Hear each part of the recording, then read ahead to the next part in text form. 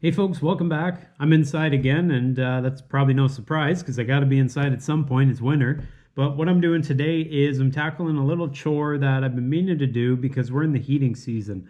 As you know, I heat with wood completely. That's my only source of heat. And things like this, these little, what are they called? Convection fans, I think.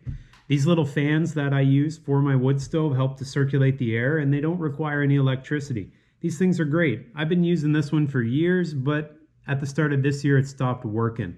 So I'm going to try to fix that because I'm one of those guys, I try to fix it before I just throw it out because a nice product like this, you really hate to see it go in the garbage if it doesn't have to. Not to mention, if you've ever priced one of these things out, I think they're over $100 Canadian. So I'm not wanting to go out and spend that unless I have to. So this particular model, if you're interested, is the AirPlus, EcoFan AirPlus, made by Caframo. I don't know what that name is pronounced as, but looks like Caframo to me. So this thing just came right off my wood stove. You might be able to hear the wood stove in the background going. I just got a good fire ripping. I'm going to go ahead and take it apart here. And what I have to do is essentially put some new. It's like an adhesive. Well, I'll show you what it is. It's right here. It's made by a company called StarTech. So this came from Amazon.ca. Company's called StarTech.com. This is the 20-gram tube of CPU thermal paste compound for heat sinks.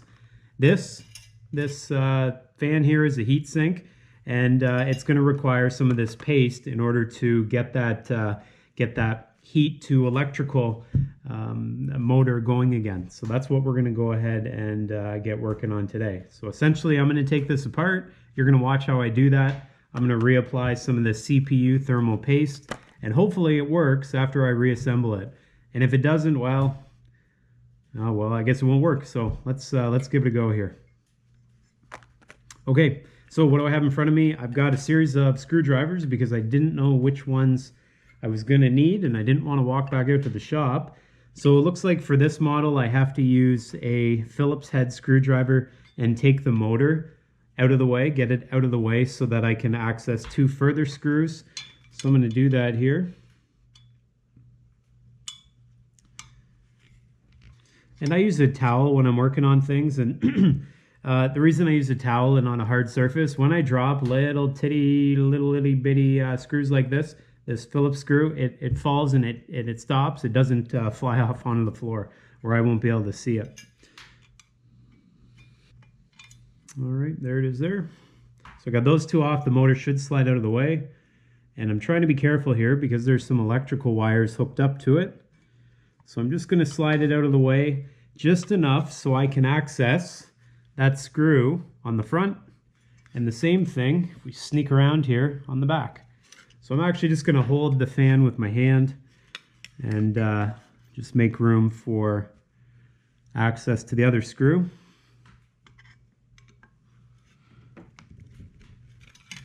And this one in particular is in there pretty good. That's my knuckle. Holy smokes.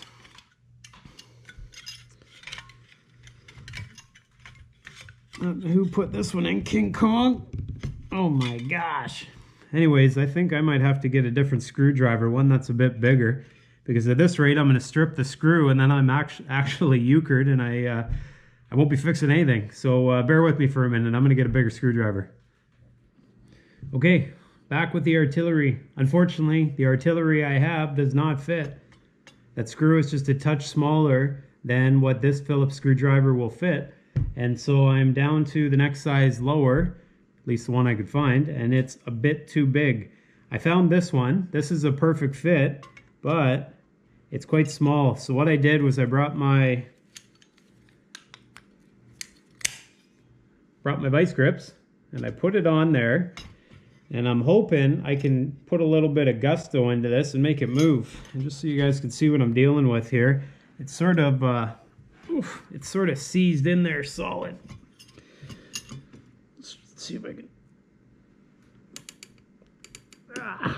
It's moving, but it's like barely moving.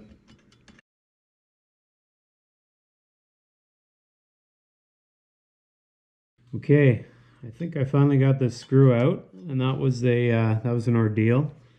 I got that back one out, so I'm going to set that off to the side, and now I can actually take the fan and this little, very carefully, this little piece underneath, I can take that right out. There we go.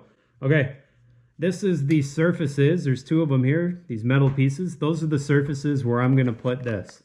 That, what do you call it, thermal paste.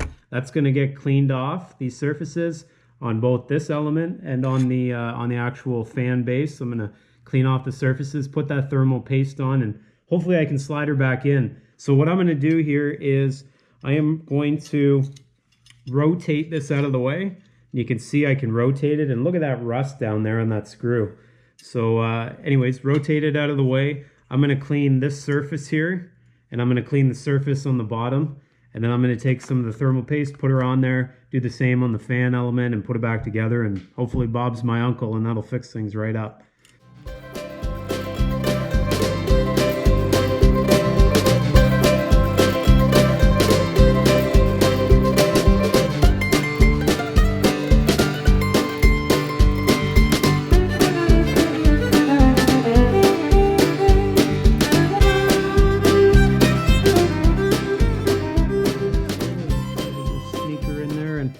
As I was saying, I was going to smooth that out, but I think what's going to happen, I put so much of that on there that when I tighten down the screw, it will probably spread itself out. In an ideal world, you just want to get all the surface areas covered. And I lost a little bit there, as you guys can see. But I feel pretty confident that I have good surface connection. I don't think I have any spots without any of this goop.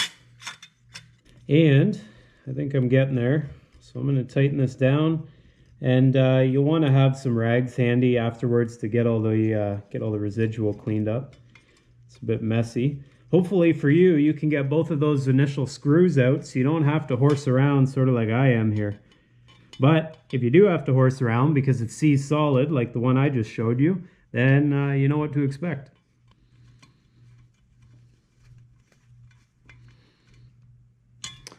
Okay, it's back to how it should be. Nothing's broken.